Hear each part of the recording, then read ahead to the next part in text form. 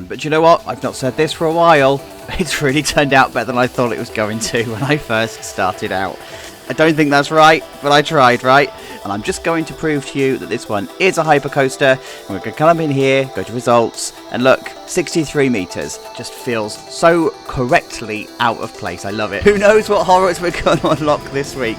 So hold on to your thoughts before you say, this isn't realistic. B&Ms don't end like that. Yes, they do. And I reckon we can probably squeeze out one more build, and that's in the back area here.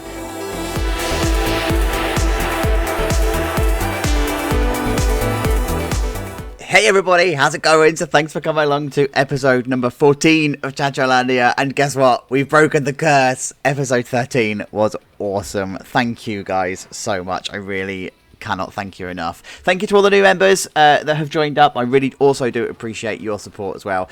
And this is what we were doing in the last episode then, if you have missed it, if you've lived under a rock. We did the hypercoaster.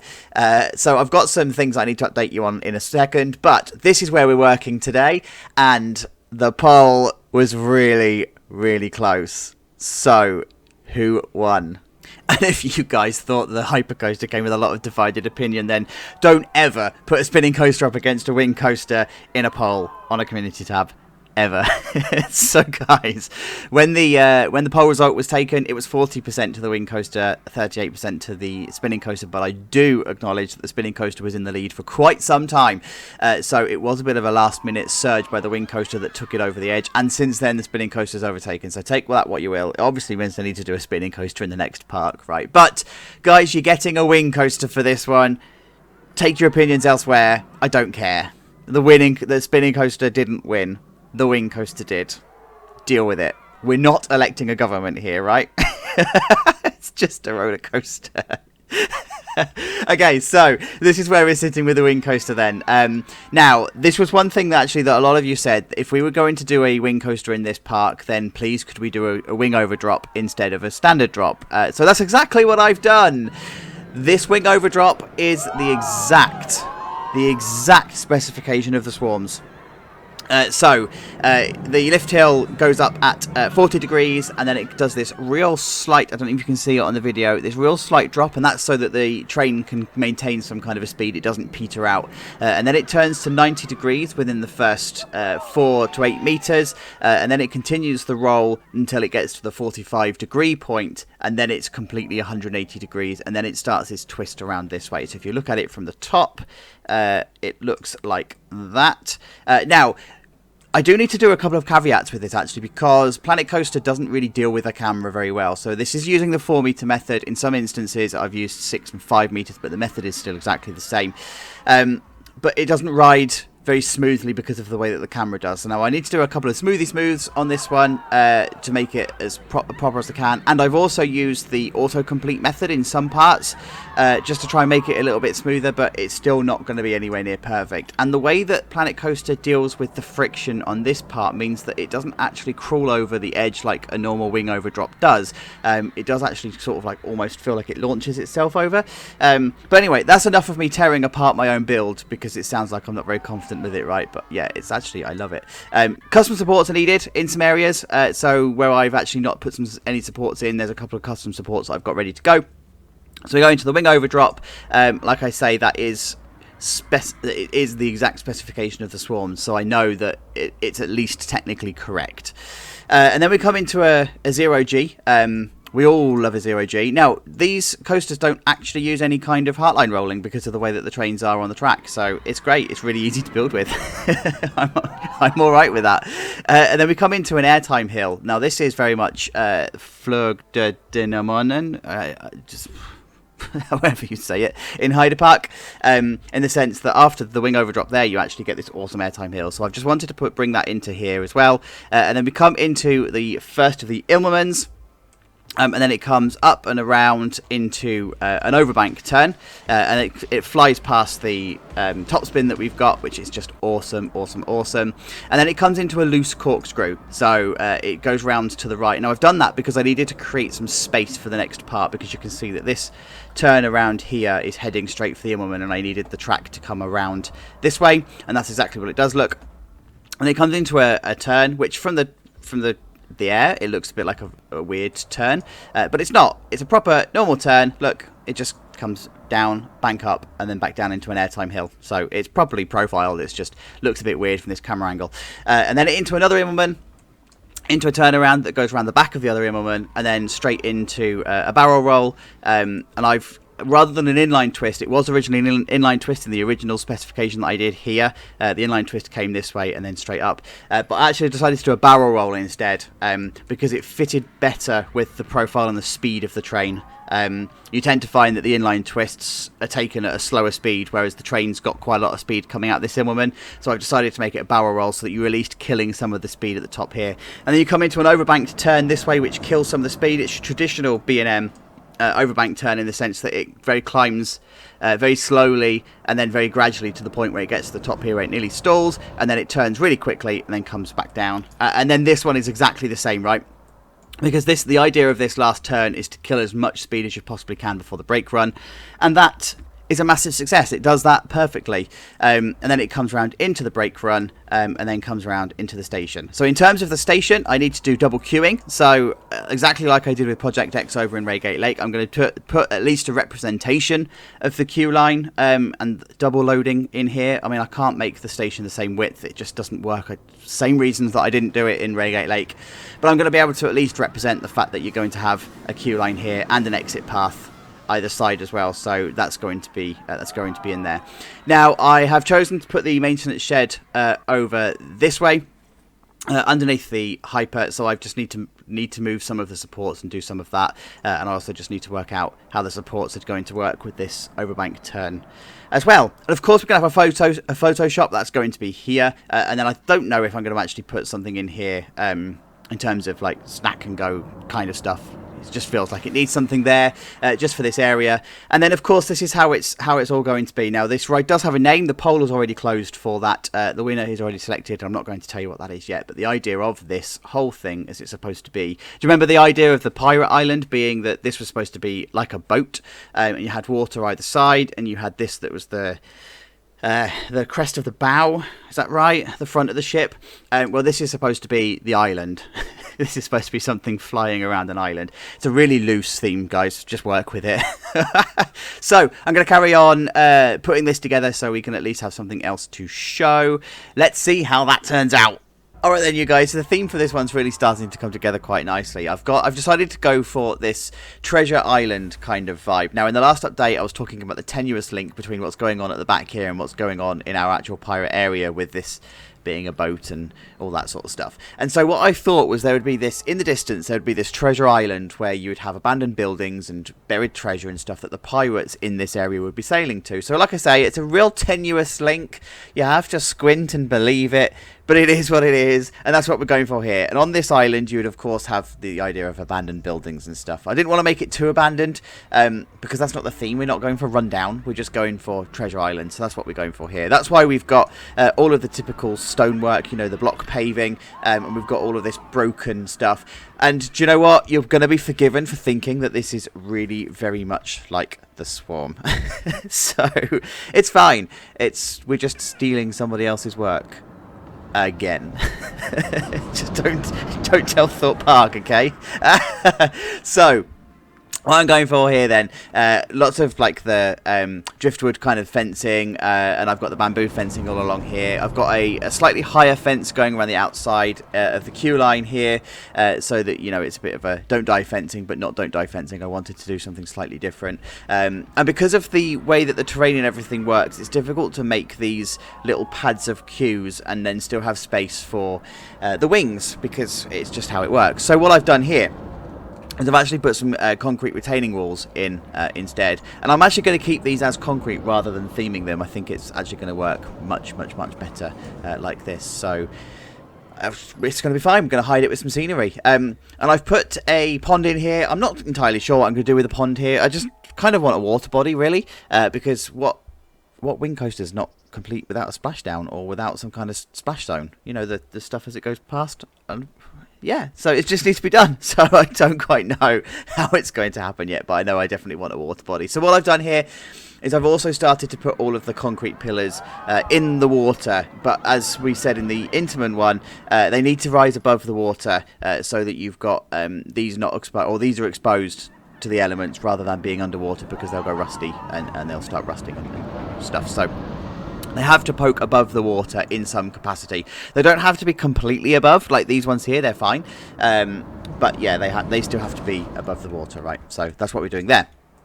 Now, over in the maintenance area, I've just filled this out as a maintenance area. I need to sort the hypercoasters pillar out here, right? Because this wouldn't be in here. This one possibly would. This one's okay, but this one definitely wouldn't be. So what I've done here in preparation is I've actually put a custom support in that faces the other way. So all I need to do is just close this ride, remove this pillar, and we're done, right? So we're all good. We're good to go. But I've done the transfer track. So the transfer track is the correct length for the train, which I'm going to talk about that in a moment, actually, because we need to sort of discuss the station and how that's going to work. But we've got the transfer track, and of course that's then going to slide across, and it's going to go on here. Now the swarms, out of interest, by the way, if you didn't actually know, the swarms lives here, and there's a wall that blocks the vision between the actual queue line and the maintenance area, and it's really clever. For this one, obviously we don't have space to do that because the hyper's there, so we're actually just going to put it here in full view and just be done with it and just pretend it's not there. That's what we're going to do.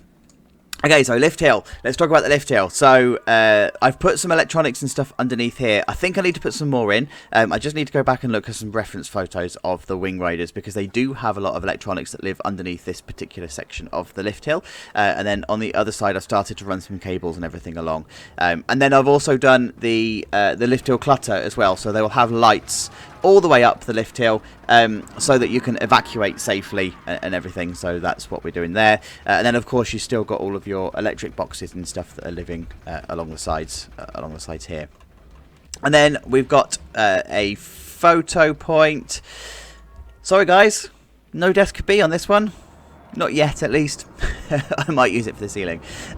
But no desk B on this one. I've actually gone for the plank effect, the same as we did over in the Kraken shop. So that's what we're going for here. And then over this way, we've got ourselves a smoothie shop, a kebab shop, and fries as well. So we've just got some food places. And of course then we're going to have the block paving that's going to continue along. I've just kept this off so you can actually see what's going on underneath. And then I just started the idea of theming some stuff around, you know, this idea of it being a desert island and whatever. Right, okay, so let's actually talk about this station. I've been procrastinating enough. Let's talk about how the station is. So not many creators, by the way, when they do their builds of a wing coaster, will remember that wing coasters load from two sides. So that's what we're doing here. You have to have loading bays two sides, and you have to have entrance and exit strategies for the entire station as well. Now I did this in Reigate Lake, but of course that was like a more warehouse kind of build, so it's a bit more enclosed and it wasn't so easy to see. So this is what I've done here. We've got our queue line, which comes around this way, so you're already familiar with that, and you get directed into either left or right wing, depending on which one you're going to prefer.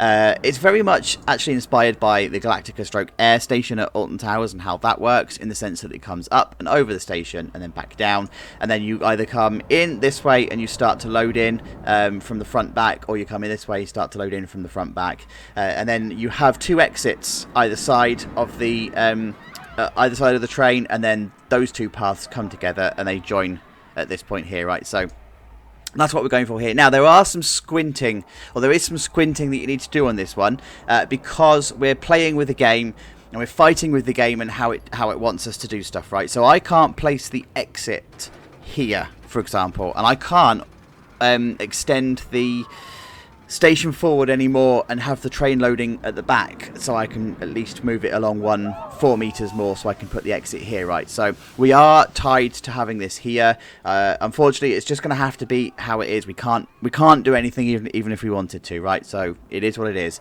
And of course I can't remove these either, so this wouldn't have a fence here. So we're just going to say that this is a gate, right? And I'm just going to try and replicate something similar this side. I'll do my best to try and hide the fact that it is what it is. And then I've also just put this stuff along here as well, just so we can hide and make it feel like it's a little bit more enclosed. Now, I was kind of hoping the train was going to leave at this point, So I've really poorly timed this. But what you can't see at the moment is underneath here, and I might need to pause the game when the train leaves. Underneath here, I've started to put the electrics that live within here. Now, the wing coasters have got a very, very specific train setup and a very specific thing. So if you remember back to the invert episode where I was talking about how the restraints work. Oh, quick, it's leaving. There we go. So if you remember back to the inverted coaster episode where we were talking about how the restraints were, and then you can see that the electric current needs to be placed into the restraints in order for them to actually open. So the idea of roller coaster restraints, if you haven't seen that episode, is that they are in a closed only state by default, and they require electricity to open. Now, the wing coasters are slightly different in how they deal with this, in the sense that they have these electric points. Now, you'll hear the clacking. If you've ever been on a wing coaster, if you've ever been on any of them, you'll hear a clacking as the trains roll into the station. And that's the trains actually meeting the contact points of these electricity things. Now, once all of the trains are lined up on all of the electricity points, then the electric charge is then sent to... I'm going to unpause this again. The electric charge is then sent to the trains, and it allows the restraints to open. The electricity is then removed from the train, and then as you pull your restraints down, that then locks your restraints, and then it's locked by default. So that's why the wing coasters are actually a little bit more difficult to evacuate, because they require this constant electricity on all of the points rather than just individual ones. There are individual seat controls, but it's not as easy as that when it's actually in the station. So that's why sometimes you'll see that a wing coaster actually overshoots the actual station itself, and sometimes it doesn't quite make it in, so you'll see that they stutter in every now and again, so and that's so that it can maintain and make sure that all of the trains are lined up and all of the trains are in place. Now, interestingly, the trains for these are actually a really good representation of this, by the way. The trains for the wing coaster are just iron bars.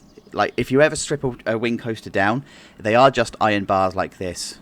And then they just place these decorative stuff on the top. So if you have a look at the trains for Swarm and Raptor, for example, Swarm at Thorpe and Raptor at Gardaland, you'll actually see this in action. They've just placed this stuff on top. So whilst we've got a better view of here, this is what I've done. These are protective runners to protect the actual drive tyres and everything.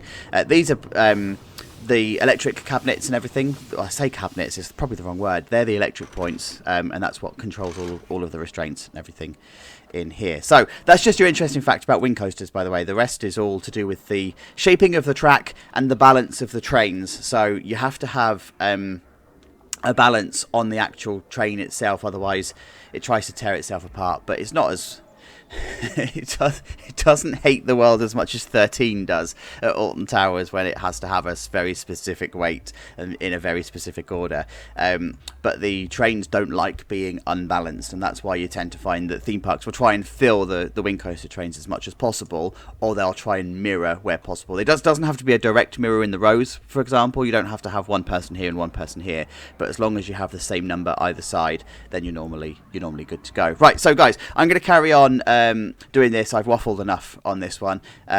So let's actually go ahead and see how this looks finished. Alright then, you guys, it's that time. It's done for now, stamp time. And this one is a Hayden Spiller special. So thank you so much, Hayden, for your name suggestion, Aquila. That was this week's winner over on the community tab poll. So awesome fit for this coaster. I'm not entirely sure if there's a backstory around it, forgive me if there is, but it just fits this idea of the whole tropical island, desert island theme that we've got going on here. We do have a soundtrack, but you can just hear the sound from the shop at the moment. So yeah, whatever. And so this is how it fits into the whole area. I'm actually really chuffed with how this is fitted in. I didn't think I could fit a wing coaster into what seemed to be such a small area, but when you've got a wing over drop and you're not taking a lot of space to do a first drop and a turnaround and everything, you actually end up being able to do quite a lot with the space that you get given. I mean, that's what it looks like from the top, and it sort of comes around this way and just loops around in itself in a couple of figure of eights, and it's actually a really simple, effective thing. Now, of course, we're going to go for a ride on this later, but please be aware that when we do that, I've done my best to smooth it, but because the camera is sitting beside the track, it's almost impossible, even with the autocomplete method and stuff. But anyway, we'll see that later on, right? I'm almost destroying the episode before we've even started talking about the final bits, right?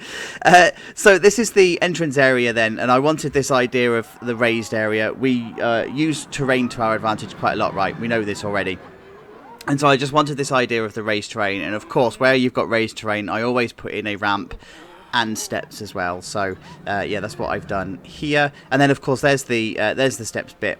It just looks good. Like, it just looks like foreboding. It just looks like a bit of an island. And then this here, the help. Well, the idea is it's supposed to be a stranded desert island, right? So somebody has been here and they've put the driftwood out to put the help in. It's not supposed to represent any kind of danger or anything like that. It's just there for a bit of fun. And then I've just put some pyrotechnics and stuff in here. You know, the steam and the smoke effects and whatever, just to give it a little bit of ambiance, just to make it come to life a little bit. And then, of course, we've got our ride photo section here. So here we go. You're familiar with how this is, but what I've done is I've actually added a row of extra screens, because with wing coasters you tend to have 2 on the left, 2 on the right, and you then have, this is row 1 left and right, row 2 left and right, row 3 left and right, etc, etc. You can't see it because there's a balloon in the way. So yeah, that's what I've done here. I've just made sure that I've done that for all of the corresponding rows and stuff. And then of course inside you've just got all of this clutter and stuff that's going on. You're familiar with how they are. And then over on this side, I've just put some real light touches to this. I didn't want to overdo it. I wanted to keep this one nice and simple. If you think of battle galleons at Alton Towers, that's a really simple castle effect. There's not really much detailing going on, so that's what I'm doing here. And then I've created the ride sign and entrance and stuff along here. This is just, I've just made this up, right? There's nothing special, and unfortunately I've not reached out to Spike to do a sign for this one because I know that he's busy doing his own stuff. So Spike, if you watch it, you're welcome to do one, but I'm not going to ask you. It's okay. You're busy having fun with your own park. So I've just pulled together this sign, very similar to the inverted coaster. I can't remember what we called it. Yeah, that similar to that anyway. And of course you've just got all of your usual entrance signage and stuff going on here. Then the queue line I've just touched up. I've put all of the block paving and everything around, so it's now consistent. And this is actually one of those block pavings that you don't have to keep on a 90-degree isometric angle. You can actually make them spin around and you don't notice it spins around. So I think I'm going to use this block paving again. I like it. Really, really, really like it. Yep, so this is the queue. It did, and I still am contemplating there being a queue cover here. It feels like there should be, but this would also be an extended queue line, so I don't know.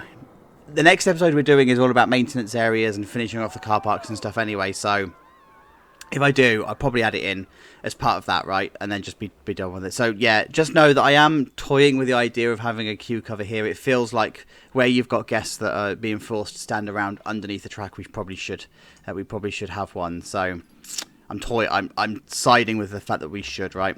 And then of course we've got this one over here. This is just like the cattle pen and stuff. You don't really need queue covers and stuff here, because there's nothing going over the top of the queue line, so we're all good to go. There's a theme that you can hear it in the background. I chose the point where it goes quiet, right? It's great. Great content. And then of course over here, I've just detailed the pond and everything out, so I've just put rocks and stuff around. There's a skull here that I'll show you in a moment, and that has a light inside it, so when the train is at this point here, the light turns on and it's ready for it to fly over the top of the skull, having the red light inside. And then of course you come into the Ilmerman and you come around here, and what wing coaster is not complete without a splashdown? There you go. And I've made sure that I've aimed the water in the same place, right? So the water that's being splashed down is actually landing in here. Now, the one thing that I do need to look into, and I think it's okay, but it's the fact that the water is landing on this track and whether it's going to create some kind of a rusting. Now, track tends to be quite weatherproof.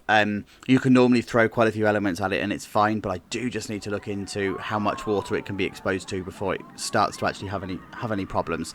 So yeah, I think we're okay.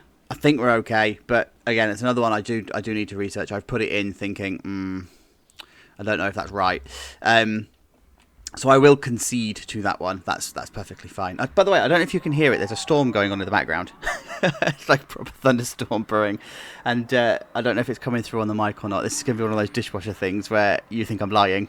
There was never a dishwasher in the background. So anyway, waffling. So over in the maintenance area over here, just touching up of the area. Of course, I put the roof on and stuff. I've got some tidying up, as you can see here, where I've changed the terrain. So that's all going to come as part of the maintenance episode, because I need to bring the road around, and I don't quite know how that's going to be, and that's why I've left that as it is. But we come into the maintenance shed, and I've just put the lights and stuff in here. Again, I wanted to keep this really simple and really open. Now, I do appreciate that maintenance sheds like this, they don't use actual track items, and I'm using track items in my maintenance sheds. So for the wing coasters, for example, this wouldn't use track; it would use a load of I-beams, and you roll the train along the I-beams as it is. But I'm just using track just to represent it because. Well, just because I am. It just know that it's a creative design choice that I've taken here, rather than refusing to be realistic, right? So yeah, I've used track, and you'll have to get over it. So in the station, I've done a lot of touching up again. So we've got all of the push points, we've got the staff. And I've just put some decoration around. There's nothing particularly special. Like I say, I wanted to keep this one looking a bit cleaner than Kraken, because it's a very similar theme, right? So I didn't want it to give it the impression that it was being copied from Kraken. And so that's what I'm doing here. But inside the station, of course, you've got your double loading as best as you can represent it, and then you come out this way, or you can come out this way. And then I've just put in a ride cabin here, just made up of driftwood. I just wanted to keep it nice and simple. There we go, with the door and stuff in it. And then over here, just cluttered out with some piratey type stuff, because we are still in the pirate area, right? We are starting. We are finishing this area. This is all living, as you've seen. This is the pirate area, so it is what it is. And then over in the first drop, then I've just put out some foliage and trees and everything, and just gone with that. So there's the wing over, and then it flies down. Hooray! So yeah, it looks really, really awesome. I'm really, really chuffed with how this has turned out, and especially like this angle when you're looking up at everything and you can see the bits from the hypercoaster. And in fact, this is the interesting thing I found with this ride, right? So you look at this and you compare it to this camelback hump or the airtime hill of the hypercoaster that we did, and it dwarfs it, and it makes it look like the coaster is really, really short, and it's actually not that tall. But it's the complete opposite. The hypercoaster is tall. This is still the third highest coaster in the park. Would you believe? So it's like it just gets completely lost and dwarfed by the fact that it's got the hypercoaster in the background, and I quite like that, because it means that it comes across as far less intimidating than it actually is, and it would be one of those surprise coasters that you get in the park where you go, oh my god, I didn't see that coming. Like that was amazing. I didn't expect that was going to be so intense and so awesome. So anyway, so guys, that takes us to the end of the episode. And like I say, the next episode we're going to be doing is all about the maintenance areas, the car parks, and bringing the final touches to the park, getting it ready in time for the tour, and giving you guys the chance to download it from the Steam Workshop and actually play it. And that's the exciting bit. So thank you so much for getting to the end of the episode. Really do appreciate everything. So you know that the community tab and everything is over on there, so please come and say hello. Let me know what you thought about the episode, whether you've liked it or not. Give a like and a thumbs up and a comment and everything. But let's go for a ride on this bad boy, and like I say, please remember that I've done my best to smooth this as much as possible. So yeah, we're dealing with the coaster camera and some system lag going on, so be warned. But anyway, have a good week, guys. I'll see you next week. Look after yourselves. Take care. Bye bye.